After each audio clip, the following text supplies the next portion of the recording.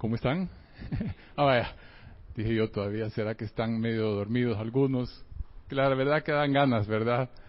Y cuando Daniel mencionaba de que hubiera querido seguir dormido un rato más esta mañana, yo dije, pues eso a mí me pasa no solamente este día, sino todos los días, ¿verdad?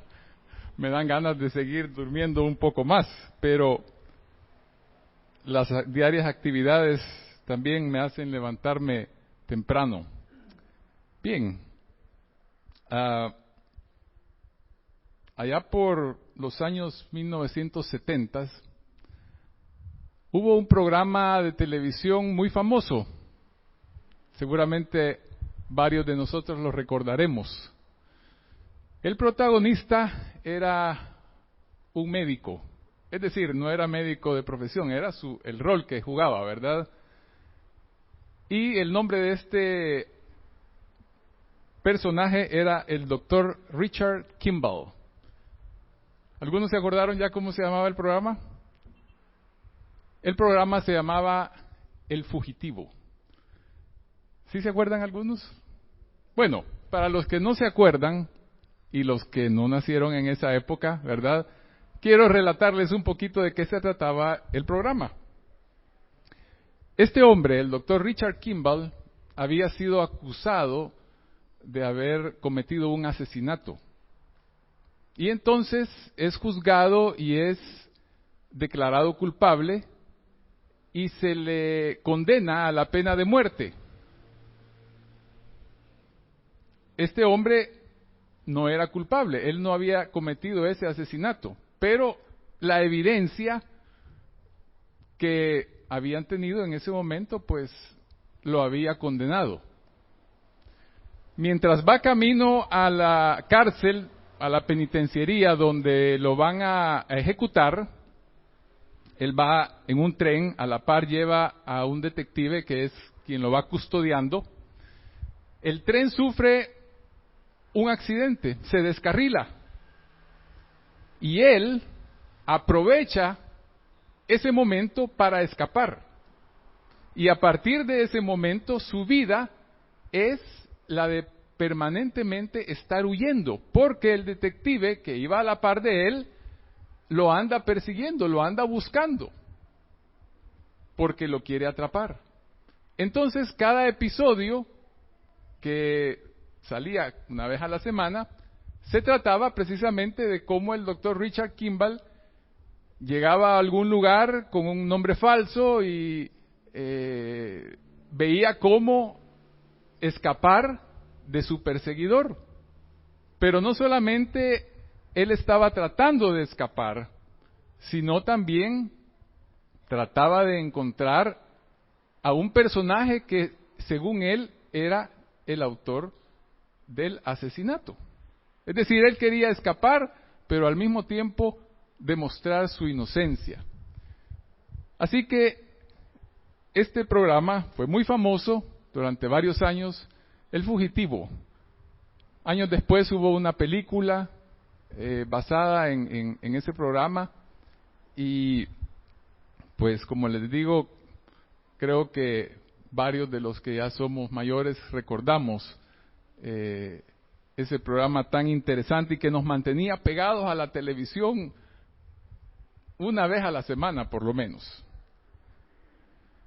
Yo quiero preguntarle a usted, ¿alguna vez ha oído de algo o de alguien? ¿Alguna vez ha estado huyendo? No le digo si alguna vez ha escapado por algún peligro que había momentáneamente, sino estar permanentemente huyendo. Por ejemplo, si yo les dijera, hermanos, fíjense que me han notificado que en este salón hay una bomba que va a explotar en 5 minutos. ¿Qué haríamos todos? Yo creo que no quedaría en 30 segundos un alma en este lugar. Todos huiríamos, escaparíamos. Dudo yo que alguien diría, 5 minutos, quiero ver. todavía me da tiempo para hacer una llamada por teléfono, ¿verdad? Qué sé yo. Cuando falten 30 segundos voy a salir corriendo. Creo que nadie haría eso, sino que saldríamos huyendo, escaparíamos. ¿Por qué? Porque estaríamos huyendo de un peligro, tal vez un peligro imaginario, tal vez no era cierto lo de la bomba, sino que era una falsa alarma.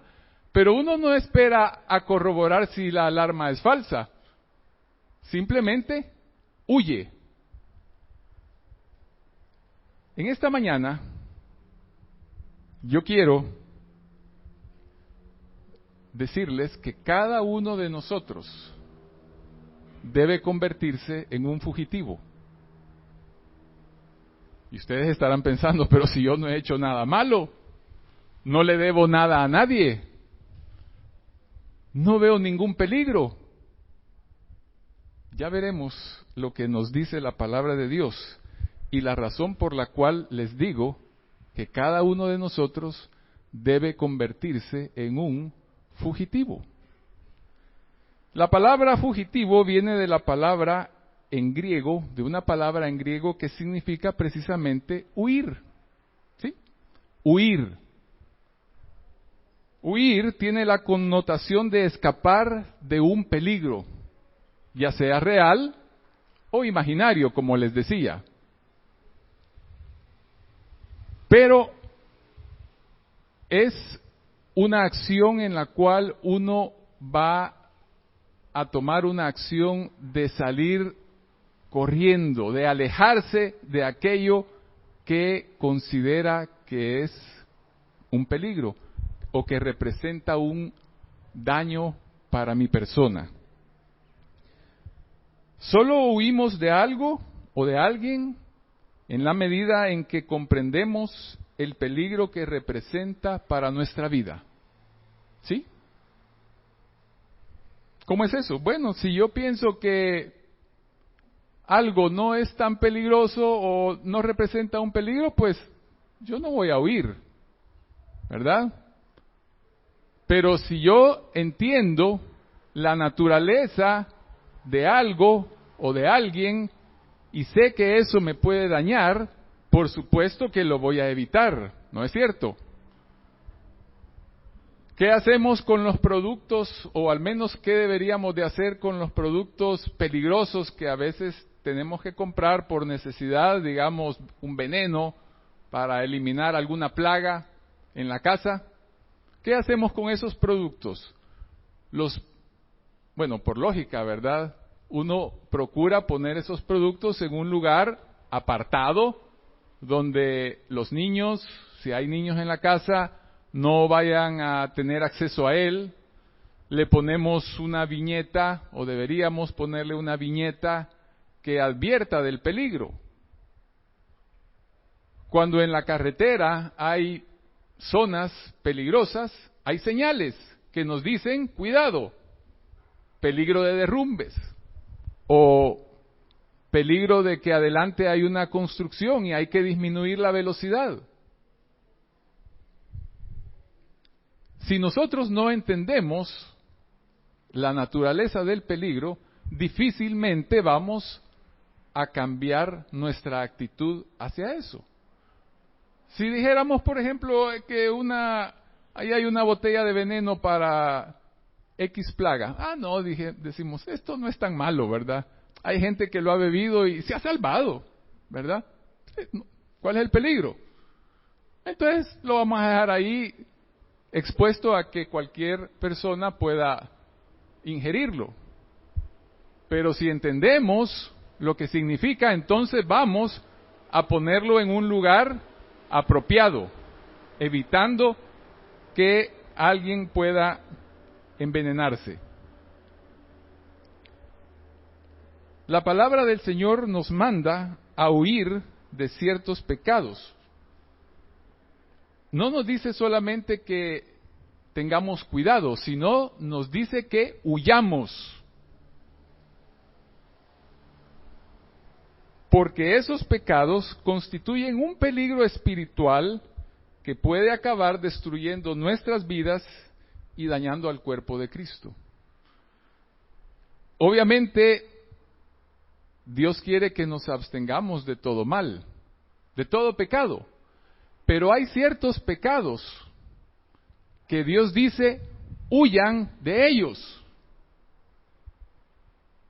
Y esa palabra huir no implica y no significa únicamente salir corriendo en una ocasión, sino implica un mantenerse huyendo. Por ejemplo, si yo les dijera lo que les decía, aquí hay una bomba, va a explotar en 5 minutos, saldríamos corriendo. Sí, pero pasados los 5 minutos y si explotó o no explotó, pues nadie va a estar pensando, hay una bomba por donde quiera que yo ando, ¿verdad? Sino que va a quedarse tranquilo. Pero la palabra huir que se utiliza en la Biblia para referirse a estos pecados no significa una acción aislada, sino significa una condición permanente, es decir, hay que permanecer huyendo de estos pecados. ¿De cuáles? Bueno, hay algunos pecados de los cuales claramente nos dice huir. El primero del cual quiero hablar está en 1 Corintios 6:18. 1 Corintios 6:18, si me acompañan.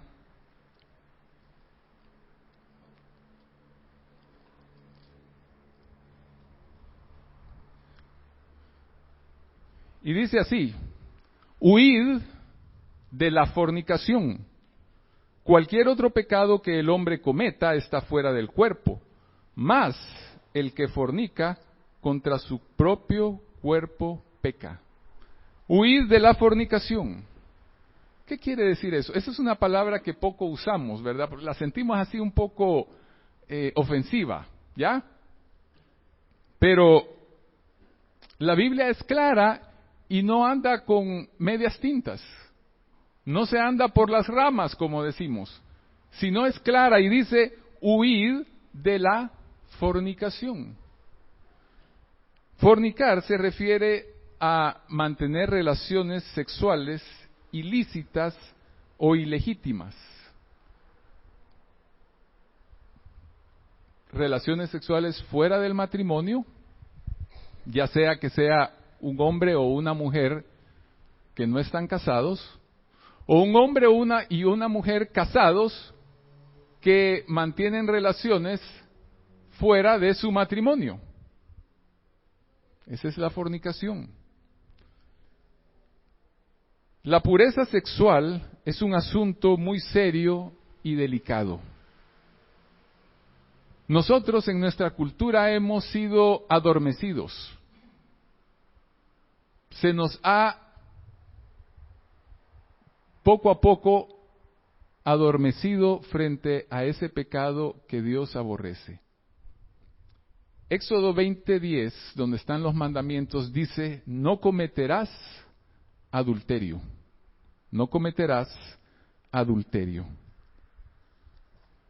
En Levítico 20:10, dando más instrucciones, Dios en ese capítulo acerca de la pureza sexual,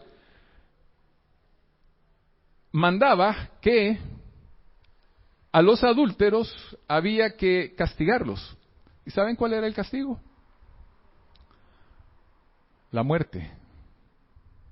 Ese era el castigo, ¿verdad? No era cualquier cosa.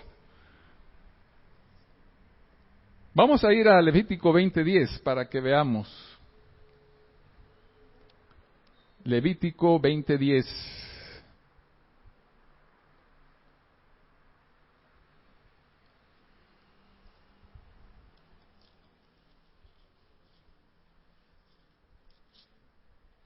Dice, si un hombre cometiere adulterio con la mujer de su prójimo, el adúltero y la adúltera indefectiblemente serán muertos. ¿Qué quiere decir indefectiblemente? Quiere decir que no puede omitirse, que con seguridad ambos debían ser muertos. En Efesios 5, del 3 a 5, dice que los fornicarios no heredarán el reino de Dios.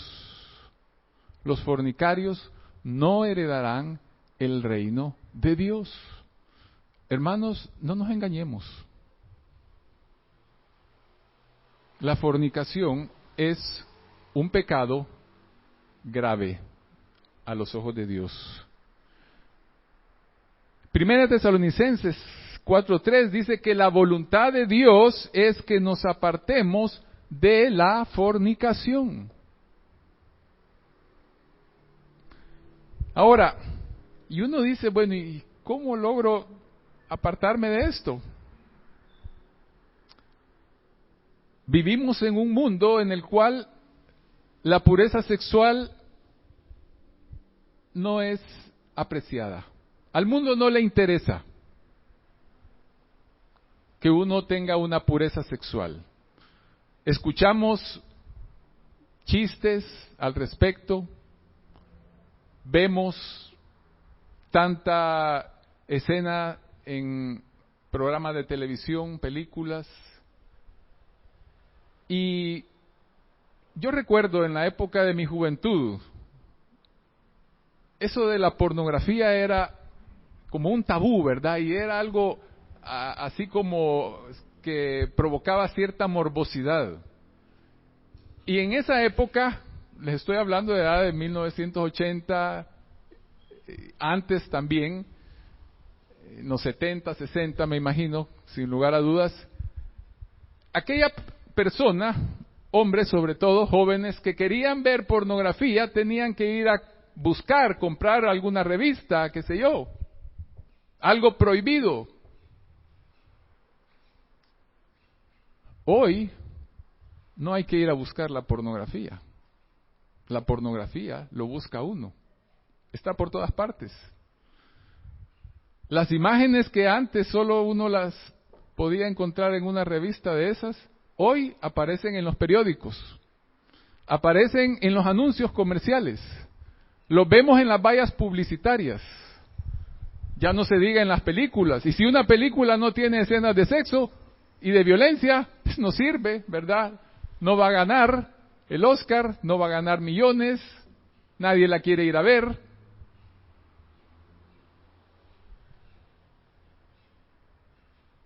Fue un escándalo, dicen, cuando por primera vez en una película de Hollywood aparecieron en una escena dos actores en la cama. Simplemente aparecieron en la cama, ¿verdad? Nada que estaban haciendo alguna escena de sexo. Simplemente estaban ahí. Un escándalo. Hoy, eso es lo menos que aparece. Como les digo, poco a poco fuimos siendo anestesiados en nuestra conciencia, adormecidos, y hemos visto algo que es grave ante los ojos de Dios, lo hemos visto como algo tan natural que cuando alguien comete algún pecado de esos, a veces tratamos de disfrazarlo, a veces decimos, bueno, cometió un error, decimos, ¿ya?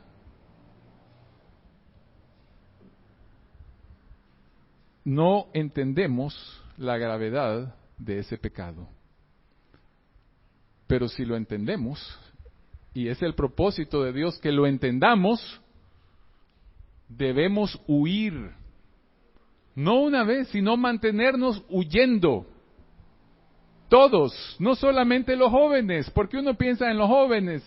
No, los mayores, los casados también, debemos estar huyendo.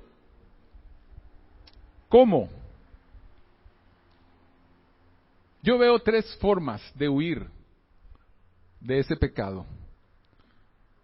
Una de ellas, evitando circunstancias peligrosas. circunstancias peligrosas. ¿A qué le llamo circunstancias peligrosas? Bueno, un hombre y una mujer que no sean esposos no deben estar solos en un ambiente en el cual nadie más está ahí. Los novios, las parejas, cuidado, ¿verdad? ¿Cuántas parejas han visto fracasada su relación porque no tuvieron cuidado y en un momento de pasión cayeron en la fornicación y bueno, todo lo que sigue después de eso? Hay que evitar las circunstancias peligrosas. Aquellos que estamos casados también. No porque ya estemos casados y podemos satisfacer nuestros deseos sexuales con el cónyuge, no quiere decir que ya estamos inmunes. Estamos siempre expuestos y debemos mantenernos huyendo, evitando ese pecado. Otra forma, evite las relaciones peligrosas. Hay relaciones peligrosas en el trabajo. Nosotros pasamos en el trabajo buena parte de nuestro tiempo, quizás la mayor parte del tiempo. Y se van formando relaciones de amistad con los compañeros de trabajo y a veces con el tiempo, sin darnos cuenta, puede ser que con alguien del sexo opuesto empiece a haber algo más que simplemente una relación laboral. De repente aquel saludo que solo era de hola, hoy ya es un abrazo, o ya la mano ya no se la doy como se la daría a cualquier otra persona, ya se la doy diferente, una mirada. Esas relaciones, hermanos, hay que cortarlas. Es que hay que huir. Uno no se debe de entretener con el pecado. Yo no sé a cuántos de ustedes les pasaba aquello de cuando se iba la luz y uno encendía las velitas, ¿verdad? Para estar ahí iluminándose en la noche. Y dan las ganas de estar jugando así con el fuego, ¿verdad? De estar pasando los dedos así, ¿verdad? Y nadie se quema, ¿verdad? Es raro el que se quema. Pero si uno después huele los dedos, huelen a humo, quedaron ahumados. Así pasa con el pecado. Si uno está jugando y jugando, algo le va a dañar. Y uno se vuelve propenso a caer en ese pecado. Y otra forma de huir de ese pecado es evitar actividades peligrosas. Como digo, hoy la pornografía no hay que ir a buscarla. Ella nos busca, nos asedia. Y hay que evitar. Hermanos, miren, probablemente voy a parecer legalista en lo que digo, pero creo que con el pecado uno no debe de arriesgarse. Es más, el Señor Jesucristo dijo algo que nos parecería aterrador, digamos, si lo consideramos bien. Y Él dijo, si tu ojo te es ocasión de caer, ¿qué dijo? Sácatelo, dijo. Es mejor que entres tuerto a que tu cuerpo entero se pierda en el infierno. Si tu mano te es ocasión de caer, córtala. Porque es mejor que entres manco al reino de los cielos y no que todo tu cuerpo se pierda en el infierno. Hermanos, no les estoy diciendo que vayan y se saquen un ojo o se corten, no. Lo que el Señor Jesucristo estaba enseñando aquí y lo que Él quería era no que se fueran sus discípulos a mutilar, y obviamente todos entendieron que no era así la cosa, sino que entendieran la gravedad del pecado y nuestra actitud hacia él, que debe ser la de huir, la de alejarnos. Entonces, el primer pecado del cual el Señor nos dice que huyamos es la fornicación. Segundo lugar, siempre ahí en 1 Corintios, capítulo 10, versículo 14. 1 Corintios 10, 14.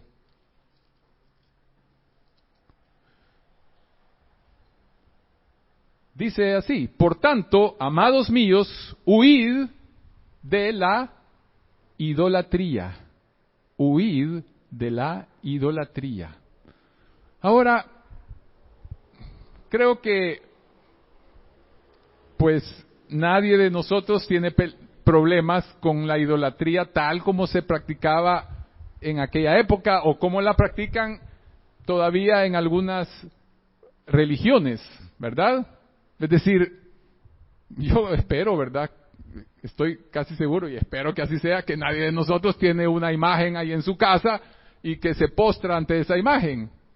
Esa es, digamos, como la forma más grosera de idolatría. Pero hay otras formas de idolatría que a veces no nos damos cuenta. Ahora, fíjense lo que dice en cuanto a la idolatría. En 1 Corintios 6:9 dice que los idólatras no heredarán el reino de Dios. En Apocalipsis 21:8, los idólatras, dice, tendrán su parte en el lago de fuego y azufre. Ser idólatra no es cualquier cosa. A veces decimos, no, si no hay problema en tener ahí una imagen, si solo es para recordar a tal santo, ¿verdad? No. Eso es algo verdaderamente que Dios aborrece. Pero como les digo, con nosotros los que conocemos al Señor, yo creo que no existe ese problema. Nadie, como decía, creo que tenga una imagen en su casa, ya sea una escultura o una postal ahí de algún santo al cual le está pidiendo. No, espero que no sea así. Pero hay otras formas de idolatría que podría ser que las estuviéramos practicando sin darnos cuenta. Y una de ellas, que es la que quiero tratar en esta mañana, es la siguiente. Dice en Colosenses 3:5 que la avaricia es idolatría. La avaricia. ¿Sabía usted eso, hermanos? La avaricia es idolatría. La avaricia es una palabra que viene de el griego, de la palabra griega pleonexia, y significa un deseo de tener más. Deseo de tener más. Pero siempre que es usado en la Biblia es usado en un mal sentido. Ahora, no hay nada de malo en querer tener más. ¿Sí? Ya estuvimos escuchando durante varios domingos toda una serie en cuanto a las finanzas y al tema del dinero y cómo debe ser nuestra actitud ante él. Y hemos visto que no hay nada de malo en querer tener más. El problema es cuando ese deseo se vuelve dañino, se pervierte, cuando es aquel deseo que domina nuestro pensamiento y nuestras vidas y empieza a ser destructivo. Cuando ese deseo de tener más se pone en el lugar de Dios, se convierte en nuestro Dios. Tener más, el materialismo. Dice Hebreos 13:5, sean vuestras costumbres sin avaricia. Sean vuestras costumbres sin avaricia. En 1 Timoteo 6:10, les voy a pedir que busquen conmigo ese pasaje, 1 Timoteo 6:10.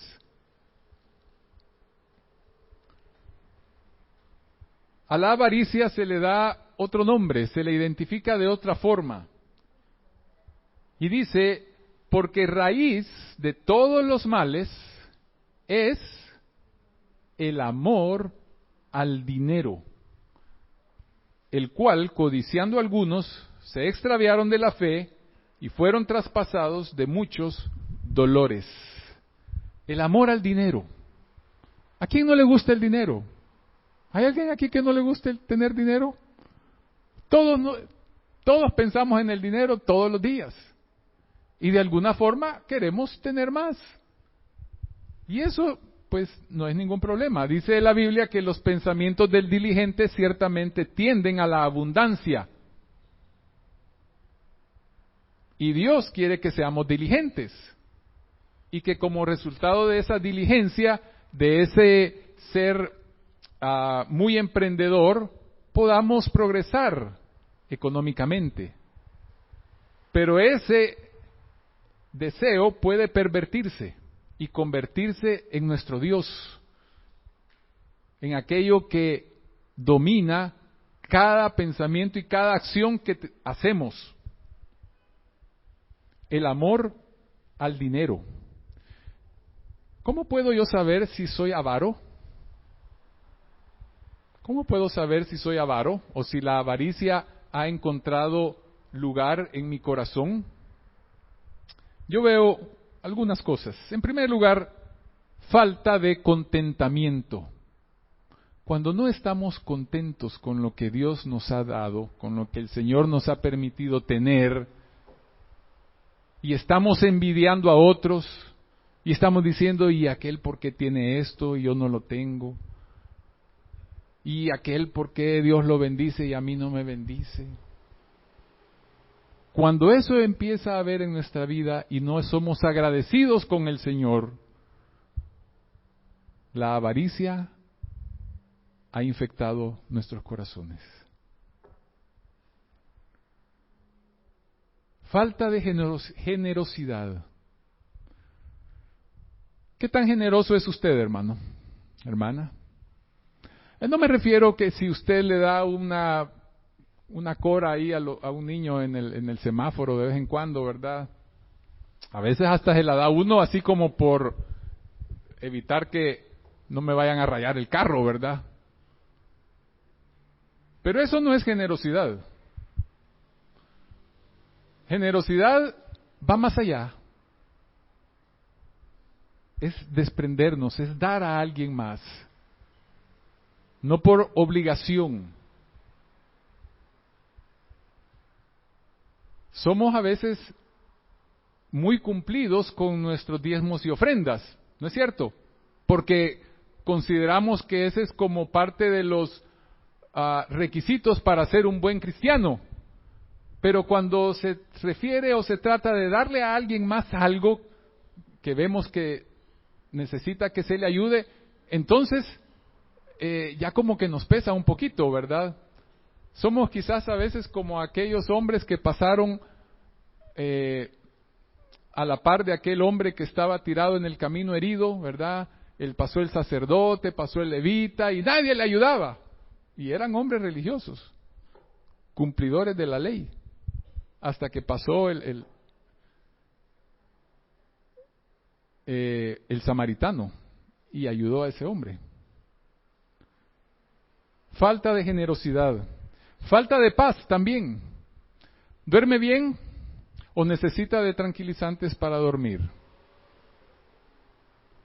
¿O se despierta a medianoche preocupado porque debe aquí, porque debe allá, porque no le va a alcanzar, porque le están llamando del banco, porque no ha pagado la deuda tal, porque la tarjeta de crédito ya se le topó?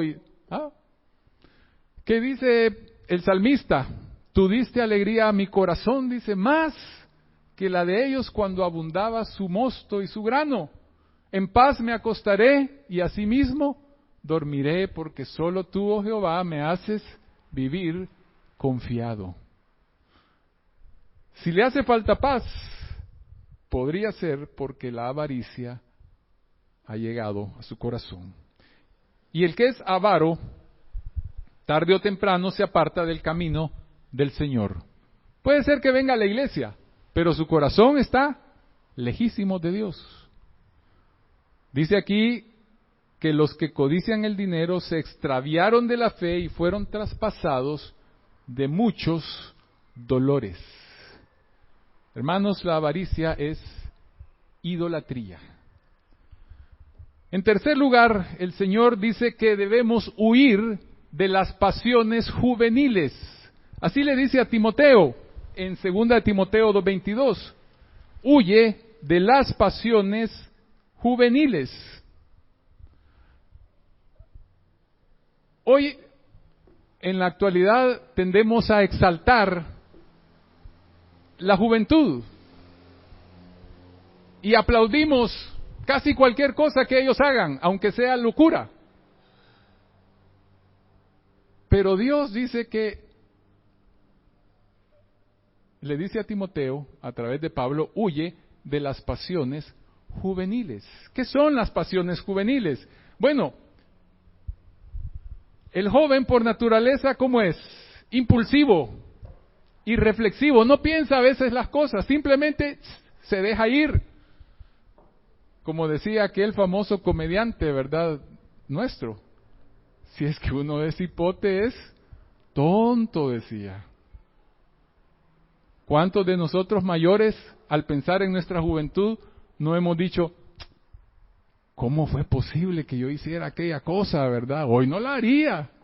Claro, porque ya las canas no están de balde, pensamos mejor. La impaciencia, la violencia, la tendencia a discutir, la efervescencia alocada en el afán de novedades, es parte de las pasiones juveniles. El joven cree que todo lo sabe, que él tiene la razón en todo. Y todos hemos pasado por eso, hermanos, ¿verdad? Y algunos están pasando. El joven cree que todo lo nuevo es lo único que sirve y lo único que vale. Y lo que ya pasó es anticuado, no tiene valor. El orgullo, el anhelo de riqueza y poder, la ambición exorbitante, un espíritu argumentativo, son cosas que caracterizan a la juventud. No digo a todos los jóvenes, sino a la juventud en general. Ahora, no estoy menospreciando a la juventud. De hecho, Pablo le dice a Timoteo, ninguno tenga en poco tu juventud. Pero,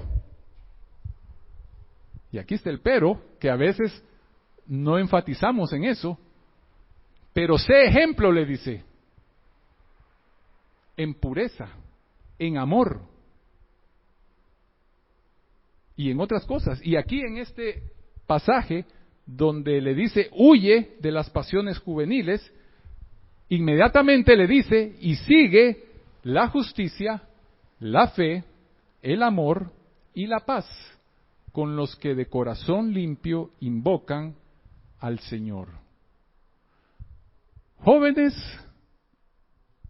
disfruten su juventud, aprovechenla, pero huyan de esas pasiones propias de la juventud.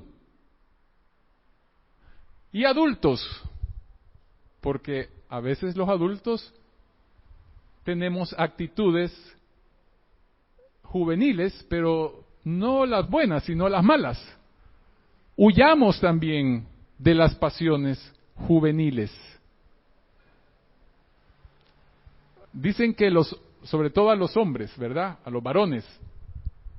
Ahí como llegando a los 40, 45 años, les llega la crisis de la edad media, ¿verdad? Cuando se empiezan a ver que ya están envejeciendo el hombre, ¿verdad? Y se empieza a ver sus arruguitas, un par de canas, la panza empieza a formarse, ¿verdad? Las llantitas. Entonces quiere rejuvenecer, quiere ser otra vez popular con las mujeres. Y empieza una serie de cambios tratando de ser joven otra vez. Pero no en el buen sentido, sino en el malo.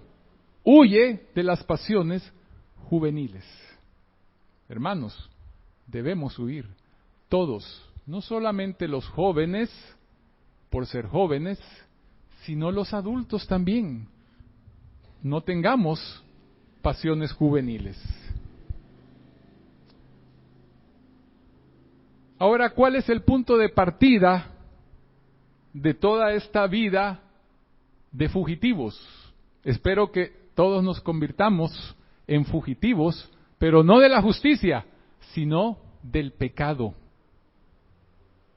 Huyamos de estos pecados, de todos, pero de estos en particular, hermanos, de la fornicación, de la idolatría, de las pasiones juveniles.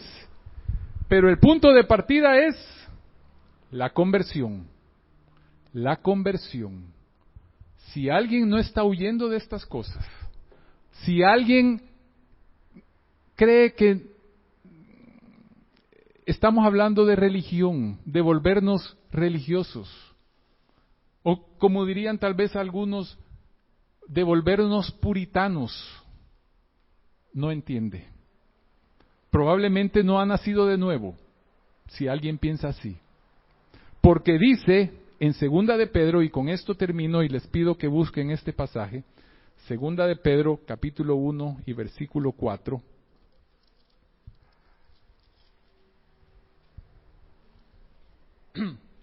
Segunda de Pedro 1:4.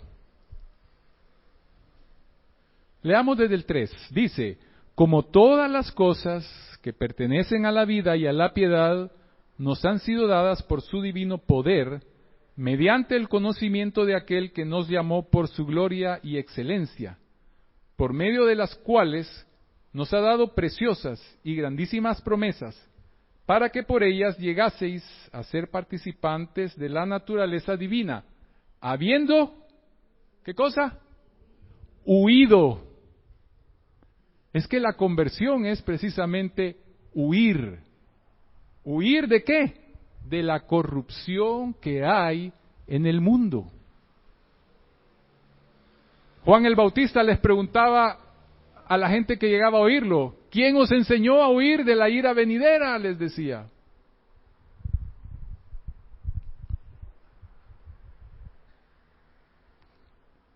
Si hay alguien en esta mañana que no ha tomado esa decisión de convertirse al Señor, de arrepentirse de sus pecados, de empezar a huir de la corrupción, yo lo exhorto, lo invito a que lo haga.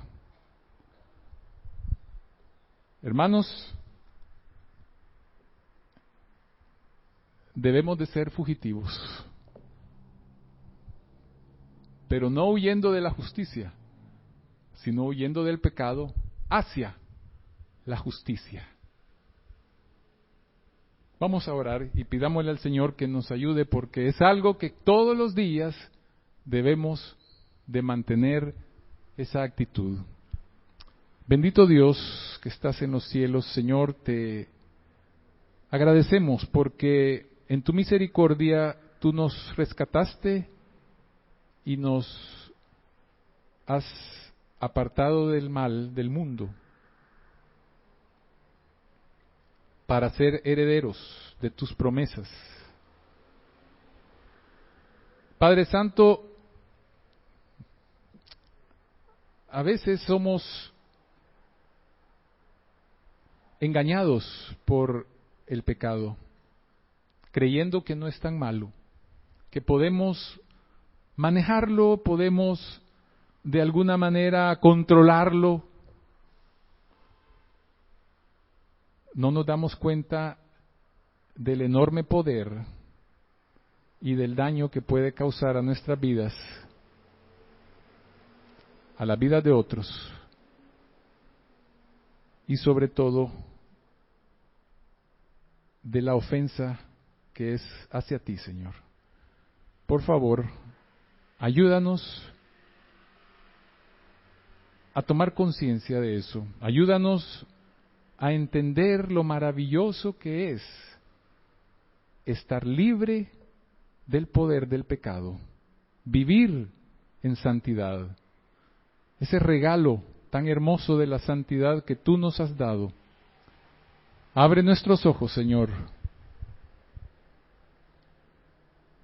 y que nos ayudes a andar en justicia delante de ti, Padre. En el nombre de nuestro Señor Jesús. Amén.